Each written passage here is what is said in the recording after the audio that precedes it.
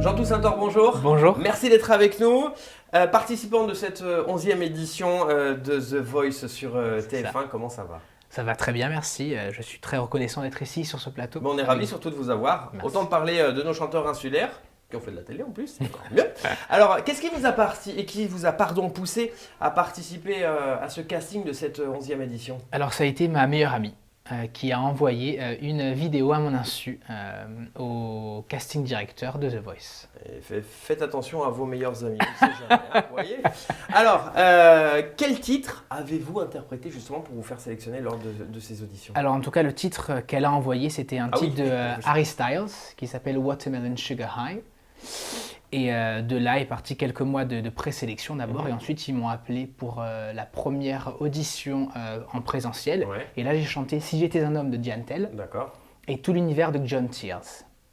Et vous avez su à peu près quand J'ai su le lendemain que j'étais appelé pour la prochaine étape. Il y a eu plusieurs étapes en fait. D'accord. C'était l'étape de prise de tonalité où on allait essayer de découvrir la chanson que j'allais chanter pour l'audition à l'aveugle. D'accord. Donc on a convenu de 5 titres ensemble.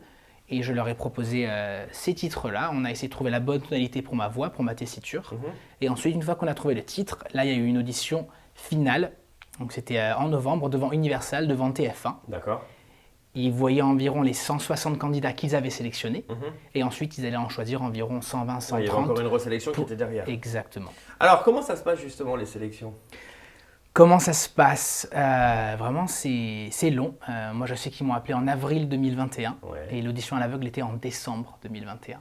C'est très long, je dirais même. C'est de la patience. Hein. Il doit vraiment chercher beaucoup de talent dans toute la France et au-delà. Donc, j'imagine que ça prend du temps de réunir tout le monde. Je pense que cette 11e édition, c'est encore un cran au-dessus par rapport à la 10e et ils sont encore peut-être un petit peu plus pointilleux sur les artistes. Sûrement. Non, Alors, vous avez interprété le titre de Zazie, Aux armes citoyennes, qui n'était d'ailleurs pas votre titre, votre titre choisi en premier lieu. Alors, pourquoi du Zazie? Pourquoi du Zazie? Alors, c'est arrivé par hasard. L'une des personnes qui m'a accompagné dans la préparation de cette audition m'a proposé du Zazie. Donc, je leur ai proposé, moi, du Zazie, une autre chanson qui s'appelle Si j'étais moi. Mais ils m'avaient dit qu'en fait, elle avait déjà été interprétée, mais qu'ils aimaient beaucoup l'idée que je chante du Zazie. De suite, ça leur a tilté, on va dire, bam, c'était, on aime bien cette idée-là, qu'un homme rechante du Zazie. Donc, la même personne m'a proposé sa chanson préférée, Aux armes citoyennes de Zazie, que je leur ai proposé, et pour eux, ça a été une évidence. Bon, allez, cette fois on part en studio. Dans quel état d'esprit on est quand on arrive sur cette fameuse scène, que la salle tombe au noir et qu'on a 4 fauteuils retournés? Vraiment, on s'imagine même pas. Moi, j'étais là depuis 8h du matin. Je suis passé vers 5h30 de l'après-midi, 18h. On attend toute la journée. On fait des interviews, on répète encore avec les autres coachs vocaux. Et là, on arrive devant ce mur, entouré de caméras. On imagine bien le bruit d'un coup.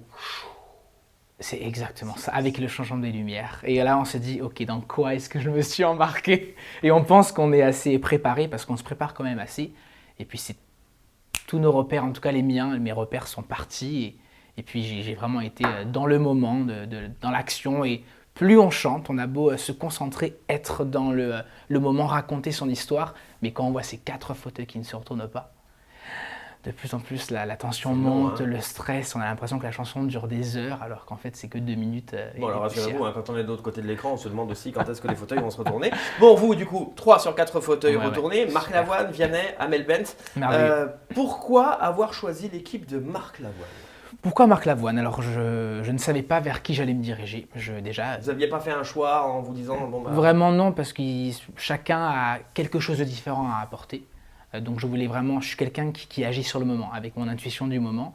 Et là, Marc Lavoine a su trouver les mots exacts. Il faut dire qu'il est doué. Hein. Il est doué, tout à fait. Même si Amel aussi, elle a été vraiment généreuse et elle m'a envoyé plein d'amour, c'était merveilleux. Mais voilà, Marc, c'est celui qui a su, à l'intérieur, ça disait choisis Marc, choisis Marc, choisis Marc. Donc j'ai été avec vous avez choisi Marc, vous avez fait un bon choix. Ouais, Marc Lavoine, votre coach, comment se sont passées les répétitions justement avec Marc Lavoine? C'était incroyable, c'était même dingue parce que Marc Lavoine est vraiment, il a tout son univers, il est un petit peu perché, je le suis aussi, donc on a fait que rigoler, tout le monde rigolait devant les caméras, derrière les caméras. C'est convivial. Oui, et entouré de tant de bienveillance. Alors là, quand même, cette question, est-ce que c'est les coachs justement qu'on voit, donc Marc Lavoine, Vianney ou encore Amel Bent ou Florent Pagny, qui vous suivent en fait durant tous ces coachings, ou vous avez affaire à d'autres coachs En fait, chaque donc, jury, on va dire, ils ont des coachs attribués. D'accord. Donc on travaille donc avec Marc Lavoine et je travaille aussi avec sa coach vocale. D'accord. Voilà, Nathalie Dupuis. Parce que forcément, eux, ils sont aussi très occupés. Donc ils sont là quand ils le peuvent, mais derrière aussi, derrière la caméra, on travaille avec beaucoup de personnes. Alors, Jules et Jérôme. Jules et Vous Jérôme. vous avez aussi répété avec eux. C'est ça. Vous n'avez pas eu trop de chance non plus, puisque vous êtes retrouvés quand même sur une battle à 3. Ouais, ça devait se faire encore sportif que 2. Exactement. Donc au contraire, je suis toujours ouvert à tout challenge. Donc au contraire. Ça s'est bien passé. C'était merveilleux. Ouais. C'était dur, attention, je ne vais pas vous mentir. Sur scène, je suis très ravi de ce qu'on a fait. Mais avant, ça a demandé beaucoup de travail parce que pour trouver vraiment cet équilibre, ce juste milieu entre nos voix qui sont très différentes et trouver la bonne intention derrière la chanson qui a déjà été interprétée tellement de fois par tant de merveilleux artistes français que ça a demandé quand même beaucoup de travail. C'est combien de temps de préparation? Parce que c'est vrai qu'on voit des magnétos de 2 minutes, mais c'est pas 2 minutes. Écoutez, j'ai appris début d'année qu'on allait chanter maintenant et on a eu 2 semaines environ de préparation. De 8h à 17h? Non. Quand je dis 2 semaines, je parle. Il y a eu 2 semaines. Moi, j'ai préparé de mon côté et j'ai dû faire une répétition avec Marc Lavoine, une deuxième avec Nathalie Dupuis, une en plateau et après de suite. Voilà, c'est des petits jours comme ça par-ci par-là. C'est relativement court quand même. Oui. Si vous ne travaillez pas chez vous, c'est aussi à nous de faire le travail, bien sûr. Alors, le résultat tombe. Vous n'êtes pas sélectionné. C'est ça. Bon, tout le monde n'est pas content. Ça, c'est normal. Bref, pour la suite du télécrochet longue de TF1, malheureusement. Alors, comment on le vit justement quand on sait qu'on n'est pas sélectionné? Écoute, moi, ce que j'ai vécu sur ce plateau après cette performance, j'avais l'impression d'être, comme je dis à certaines personnes, d'être senti grandi? Senti grandi, mais c'est vraiment cette impression que, bon, j'ai pas envie de dire ça, mais j'avais l'impression que j'avais pris quelque chose et j'étais aux anges, j'étais sur mon nuage. D'accord. Donc en fait, j'étais surtout ravi de ce que j'avais fait, ce que j'avais pu faire avec mes camarades. Donc peu importe le résultat, je me suis dit, Jean Toussaint, tu as fait ce que tu devais faire sur ce plateau. Donc peu importe le résultat, sois fier et par la tête haute. Et vous l'avez bien fait en plus, félicitations. Voilà, merci. Alors le chant a une grande importance dans votre vie. J'ai pu d'ailleurs voir l'article de Corse Matin qui nous disait qu'à 18 ans, vous avez traversé l'Atlantique, vous êtes parti aux États-Unis. Tout à fait. Justement pour vous spécialiser dans les comédies musicales. C'est ça. D'abord, j'avais besoin d'apprendre l'anglais parce que j'avais pas un super niveau. Moi non plus d'ailleurs. Si on a une prof d'anglais qui nous écoute, voilà. Mais en soi, c'est de la pratique, ça aussi. Et donc, voilà, les États-Unis, ça m'a appris vraiment à me familiariser avec la langue. Et ensuite, 2 ans plus tard, après avoir fait le Kentucky et la Californie, on m'a proposé de partir à Londres parce que, en tant qu'Européen, c'était un petit peu plus facile d'accès les écoles de comédie musicale européennes. Et donc, à Londres, j'ai auditionné. Et il y en a une qui a été gentille de me prendre. Donc, s'en est suivi 2 ans d'études de comédie musicale en Angleterre. Et après, vous êtes rentré donc sur le continent, en Corse. Je suis rentré en Corse en 2020, donc j'ai quand même vécu 7 ans à Londres, j'ai fait des petits projets par-ci par-là, j'avais un boulot alimentaire aussi, et après je suis rentré dû à la Covid. Ah oui. Alors, fameuse. C'est ça.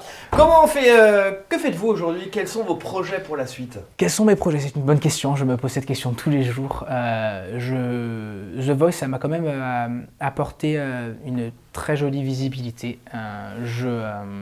J'ai des petits projets qui se créent. Je suis parti à Paris il y a quelques semaines pour une audition. Je repars peut-être en juin aussi pour une autre. Voilà, donc on va dire qu'il n'y a rien de concret encore aujourd'hui, mais j'essaye de m'ouvrir un petit peu à chaque opportunité qui se présente à moi, tout simplement. Plein de choses dans la tête. Exactement. Je sais qu'on peut vous retrouver également de temps en temps chez Aurélie Beria. C'est notre invité il n'y a pas très longtemps. Exactement, que j'embrasse d'ailleurs. Et écoutez, je vous remercie en tout cas. Merci à vous de m'avoir reçu. Plein de bonnes choses pour la suite. Écoutez. Et on espère vous retrouver pareillement. À la télé. On verra bien. Tant qu'on se fait plaisir. Écoutez, peut-être collaborer avec des personnes qui pourraient m'écrire des chansons. Moi, j'écris aussi un petit peu, je commence, on va dire. Donc à voir. Petit à petit, jour après jour.